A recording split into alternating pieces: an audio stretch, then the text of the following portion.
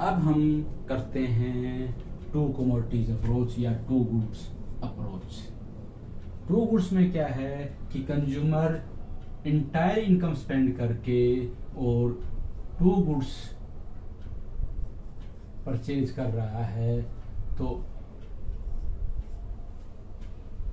इन दोनों कमोडिटीज की कितनी कितनी यूनिट परचेज करे कि उसकी सेटिस्फेक्शन मैक्सिमम हो, ये केस हम अब करेंगे। कंडीशन क्या होगी, mu of x equal to mu of y। अब ये mu of x in terms of money, दोनों की जो लास्ट यूनिट है उससे जो अवेल करेगा एंड इसकी जो लास्ट यूनिट है उससे जो सेटिस्फेक्शन अवेल करेगा, वो दोनों इक्वल होनी चाहिए by spending his entire income. Assume कर लेते हैं कि कंज्यूमर की इनकम 5 रुपीज है, तो इस केस में देखो, अगर उसको मार्केट में जाकर पहली चीज परचेज करनी हो तो इसकी फर्स्ट यूनिट से 15 यूनिट है एक्स सेटिस्फेक्शन और इससे 12,995। तो अगर 1 रुपया खर्च करना पड़े तो कंज्यूमर क्या करेगा, एक्स मीन्स एप्पल और वाई मीन्स बनाना। अगर पहला रुपया खर्च करेगा 5 रुपए में से तो कंज्यूमर एप्पल परचेज करेगा क्योंकि उससे 15 यूनिट सेटिस्फेक्शन मिल रही है। जब वो दूसरा रुपया खर्च करेगा तो दूसरा रुपया वो बनाना पर खर्च करेगा क्योंकि उससे 13 यूनिट सेटिस्फेक्शन मिल रही है। और थर्ड है वो खर्च करेगा एप्पल पर क्योंकि 12 है।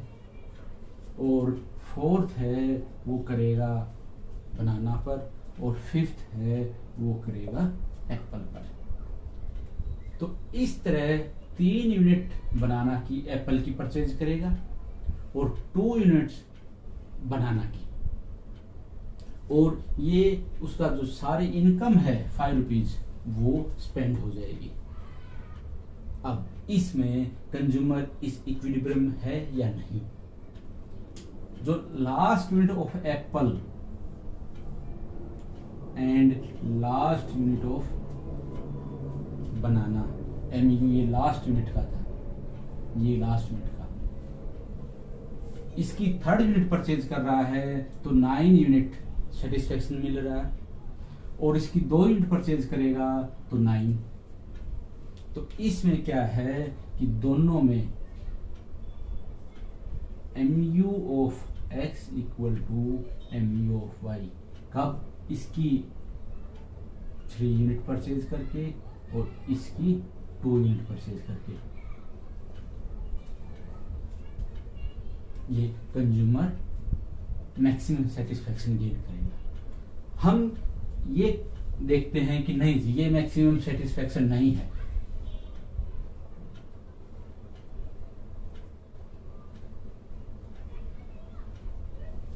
अगर वो और कोई कॉम्बिनेशन परचेज करता है 3-2 की बजाय, तो क्या उसकी सेटिस्फेक्शन इंक्रीज होगी या डिक्रीज, ये देख लेते हैं। जैसे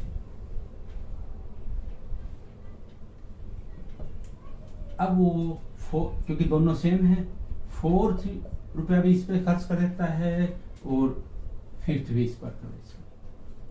या अगर इसको ऐसे ही रहने देते हैं कि एक को बढ़ा देते हैं,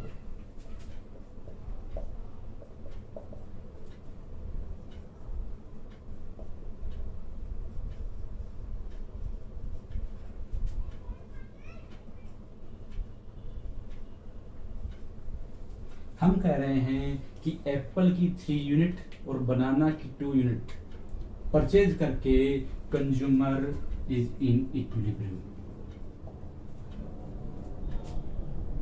हम इस चीज को नहीं मानते कि ये इक्विलिब्रियम में है। हम क्या करते हैं कि इसकी यूनिट इंक्रीज कर देते हैं क्योंकि उसके पास 5 रुपए हैं। अगर 4 रुपए इस पर खर्च कर दिए तो 1 रुपया बनाना पर खर्च होगा। तो इसकी 4 यूनिट परचेज करेगा वो, और इसकी सिंगल यूनिट परचेज करेगा।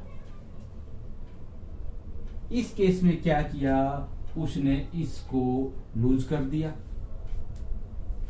और इसको गेन किया।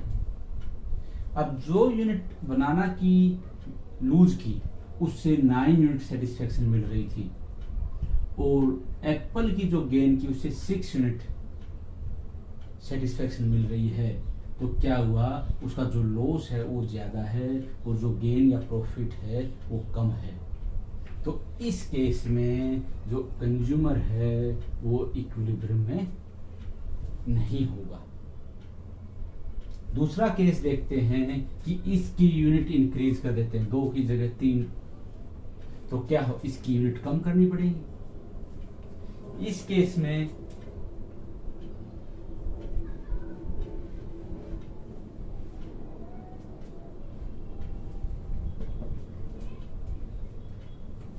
एप्पल की 2 यूनिट और बनाना की 3 यूनिट। अब इससे वो आगे हुआ तो उसका गेन 5 यूनिट है। उसने 2 की जगह 3 यूनिट कंज्यूम की, बनाना की 5 यूनिट उसका सेटिस्फेक्शन या यूटिलिटी है, और उसका लॉस कितने का हो गया, 12 यूनिट का। ये क्या है, गेन। क्या ऐसा कंज्यूमर करेगा कि गेन 5 का हो और लॉस 12 का हो? नहीं। तो इस केस में भी कंज्यूमर इक्विलिब्रियम में नहीं होगा। तो सिंपल है, जब कंज्यूमर 3 यूनिट ऑफ एप्पल और 2 यूनिट्स ऑफ बनाना परचेज करेगा, उसी टाइम कंज्यूमर इक्विलिब्रियम में होगा।